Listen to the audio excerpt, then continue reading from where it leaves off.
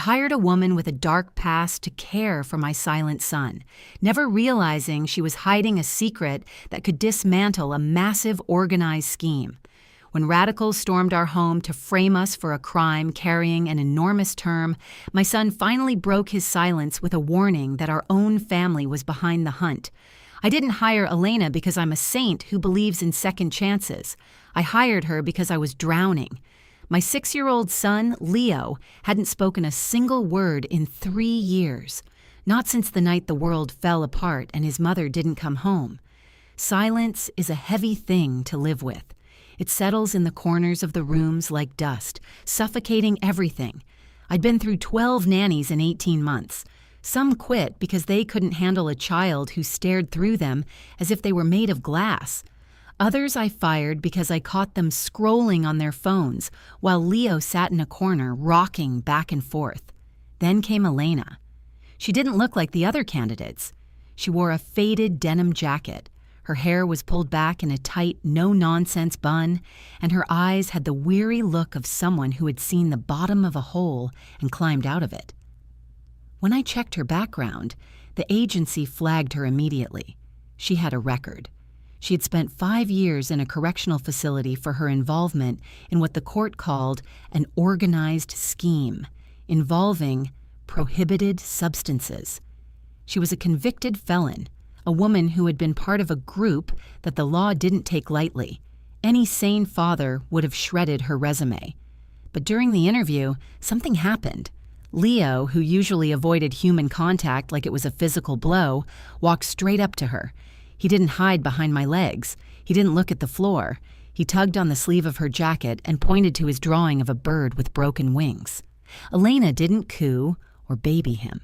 She just knelt down, looked him in the eye, and whispered, "I know how it feels to be stuck in a cage, little man.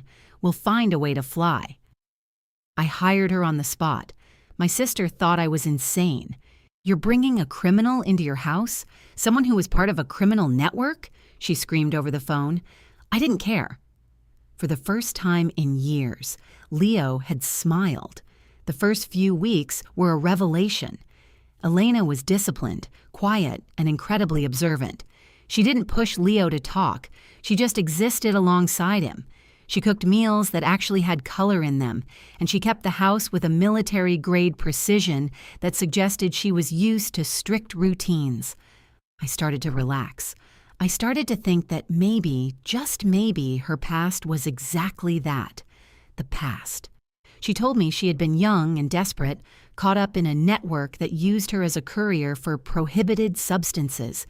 She said she had paid her debt to society and just wanted a life where no one looked at her like she was a monster. But then, the small things started happening. I'd come home and find a strange car idling at the end of our driveway, only for it to speed off the moment I pulled in. I found a burner phone hidden in the laundry room, tucked inside a box of detergent. When I confronted Elena about it, she turned pale, her hands shaking as she took it from me. "It's just for my parole officer," she lied. I knew it was a lie because I'm a corporate lawyer. I know what guilt looks like. One Tuesday, I came home early because a meeting had been canceled. The house was deathly quiet. I walked up the stairs, my heart hammering against my ribs for a reason I couldn't explain. As I approached Leo's room, I heard a sound that made me stop dead in my tracks.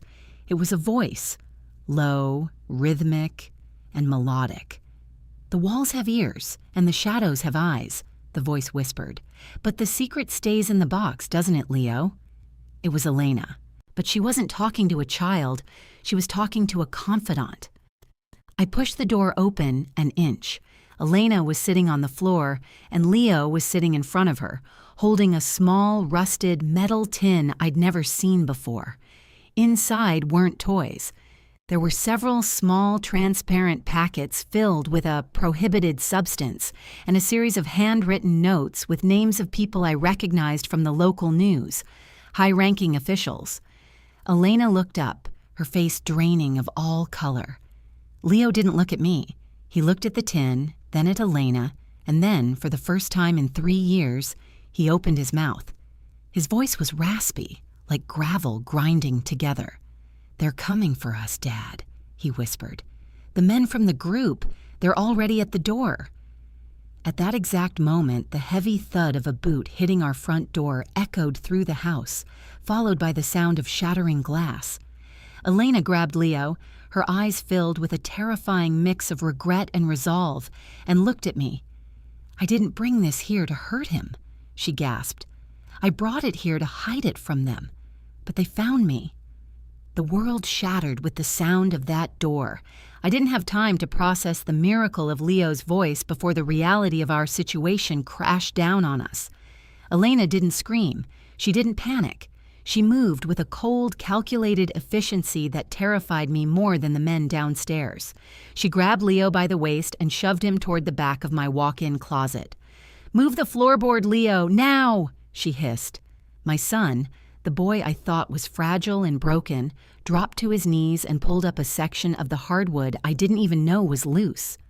Underneath was a cavity containing a small bag and what looked like a piece of illegal weapon hardware. I stood there, frozen, as heavy footsteps thundered up the stairs. "Elena, what is this? Who are they?" I whispered, my voice trembling. She looked at me, and for a second the mask of the humble nanny slipped. "They are the leftovers of the organized scheme I tried to bury," she said, her voice like steel. "I didn't just carry those packets for them, Mark. I saw who was buying them. I saw the faces of the people who run this city. That tin, it's the insurance policy they've been hunting for 5 years." She pushed me toward the hole in the floor. "Get in. If they find you with that tin, they won't just kill you. They'll make sure you face an enormous term for a serious charge you didn't commit. They frame people, Mark. It's what they do." We scrambled into the narrow crawl space just as the bedroom door was kicked off its hinges. From my vantage point, through a tiny crack in the floorboards, I saw 3 men enter. They weren't common street criminals. They wore tactical gear and moved with professional precision. They were radicals. The kind of men who worked for the network Elena had mentioned, people who operated in the shadows of the law. "She's here," one of them said, his voice a low growl. "The car is in the driveway. Find the girl and the boy, and find the ledger." The ledger. I looked at the rusted tin in Leo's hands. It wasn't just filled with prohibited substances. There was a folded piece of parchment at the bottom, covered in names, dates, and bank account numbers. My heart hammered against my ribs. I looked at Leo. He was staring at the floorboards above us, his small hand gripping Elena's jacket. He wasn't crying. He looked prepared. "How does he know what to do?" I mouthed to Elena. She leaned in close to my ear, her breath warm but her words ice cold. "I've been training him, Mark. I knew they'd find us eventually. He's been my silent partner. He didn't stop talking because of the trauma of his mother's death. He stopped talking because he heard something he wasn't supposed to hear the night she died. He didn't tell you because he was trying to protect you. He's been waiting for me to show up." My head spun. My entire life, the last 3 years of mourning, the doctors, the silence, it was all a lie. My son hadn't been broken. He had been hiding. And the woman I had hired to care for him was the only person in the world who knew the truth. One of the men downstairs shouted, "Boss, I found the hidden phone." "Burn the house," another voice commanded, a voice that made my blood turn to ice. It was a voice I recognized. It was smooth, authoritative, and deeply familiar. Elena's eyes widened. She knew that voice, too. She grabbed a small canister from her bag, something that looked like an incendiary device but was likely a tool of her former trade, and signaled for us to move toward the back exit of the crawl space, which led to the garage. We moved like shadows, crawling through the dust and the dark. As we reached the heavy steel door of the garage, I paused. I had to know. I looked through the small, reinforced glass window that looked out onto the driveway. A black SUV sat idling, its headlights cutting through the evening mist. A man stood by the driver's side door, lighting a cigarette. The orange glow of the lighter illuminated his face. I gasped, nearly choking on my own breath. The man leading the radicals, the man who had just ordered our house to be burned to the ground, was my own brother-in-law, Thomas. He was the one who had screamed at me for hiring an ex-con. He wasn't worried about Leo's safety. He was worried that Elena would recognize him. But as the first lick of flame began to curl up the stairs of my home, Thomas didn't look toward the house. He looked toward the garage. He pulled a radio from his belt and spoke into it, his eyes locking onto the very window I was peering through. "They're in the garage," Thomas said, a cruel smile spreading across his face. "And tell the others to get the canisters ready. We're not just killing them. We're going to make this look like a massive lab explosion. By tomorrow, Mark will be the face of the biggest criminal network in the state, and I'll be the grieving hero who tried to save him." Elena grabbed my arm, her grip bruising. "We have to go now." "But Mark, there's something you need to know about Thomas. He wasn't just part of the scheme. He's the one who gave the order to move your wife out of the way 3 years ago." The words hit me like a physical blow, more devastating than the smoke beginning to fill the hallway. Thomas, my wife's brother, the man who had sat at our dinner table every Sunday, who had held me while I sobbed at her funeral. He hadn't just been part of the organized scheme. He was the one who had orchestrated her removal because she had stumbled upon his secret life. My grief, which had felt like a heavy, cold weight for 3 years, suddenly ignited into a sharp, white-hot blade of fury. Elena saw the shift in my eyes. She grabbed my shoulders, her grip bruisingly tight. "Not now, Mark. If you let that anger take over, we're dead. We survive first, then we destroy him." The garage was filling with the sharp chemical smell of gasoline. Outside, the radicals were positioning themselves, their shadows flickering against the garage windows. Elena reached into the small bag Leo had pulled from the floorboards and retrieved a specialized tactical device. A breaching charge she'd clearly kept for an emergency she hoped would never come. "When this goes off, we run for the back fence. There's a drainage pipe that leads to the woods. Leo knows the way. He's been practicing this game with me for months." "Wait," I said, my voice rasping. "The ledger. If we leave it, he wins. He'll just burn the evidence and walk away as the hero who tried to save us from our own criminality." Leo stepped forward, the rusted metal tin clutched to his chest. "I have it, Dad," he said. His voice was gaining strength, the years of silence falling away like old skin. "He's not taking anything else from us. Not ever." Elena didn't waste another second. She set the device against the side service door. "Cover your ears." The explosion wasn't a roar. It was a localized, high-pressure burst that blew the door clean off its hinges and sent a cloud of dust and debris into the faces of the men waiting outside. Before the radicals could recover, Elena was out, moving with a terrifying, predatory grace. She used a piece of illegal weapon hardware, a high-voltage stun device, to neutralize the first man who tried to grab her. I followed, clutching Leo's hand so tightly I feared I might hurt him, but he didn't flinch. We sprinted through the darkness of the backyard, the house behind us erupting into a pillar of orange flame as the gasoline ignited. "There! By the fence!" a voice shouted from the driveway. It was Thomas. We didn't look back. We dove into the narrow opening of the drainage pipe just as the first canisters of gas were tossed into the yard. We crawled through the cold, damp darkness for what felt like miles, the sound of sirens beginning to wail in the distance. Elena led us to a nondescript cabin deep in the woods, a place she had prepared as a fallback. Inside, she pulled out an encrypted laptop and began uploading the contents of the ledger. "The network is deep, Mark," she explained, her fingers flying across the keys. "Thomas isn't the top, but he's high enough to pull the strings. If we go to the local police, we'll be silenced before we reach the precinct. We need the internal security check. We need the people who investigate the investigators." As the data uploaded, I looked through the handwritten notes in the tin. My heart stopped. There, on the final page, was a letter from my wife. She had found out about the organized scheme and had been documenting everything, planning to go to the Internal Security Service the very next day. She knew Thomas was involved.